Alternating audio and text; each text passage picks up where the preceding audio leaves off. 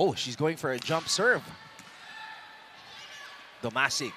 Tudlasan. And there you go. Arellano's leading scorer gets on the board. Laika Tudlasan. I remember kay last game ni EAC, Yeah. si Aliment, sobrang daming service aces sa last set. But then again, pati yung pressure mo pa sa sarili mo. Oh, that was a good play. Laika. Check out. And Tudlasan getting a point from the second attempt.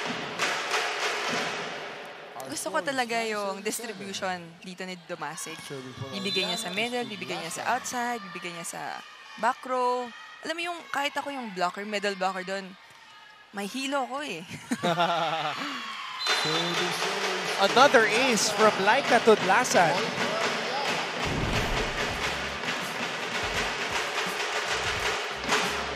Sabi nga ni Coach Rod ng EAC na So 4 setters on the floor. All in all. Oh! Alex Razonable rising up. Razonable contributing at the back row. This time, in the front row naman.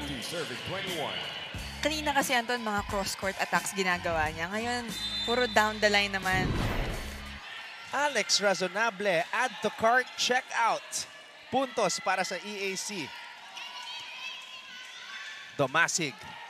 Tudlasan. Tudlasan getting that point with the help of the blockers. Kung ginawa rin ni Razonable, gagawin din niya ni Tudlasan. Parang tinap nga lang niya yung bola eh.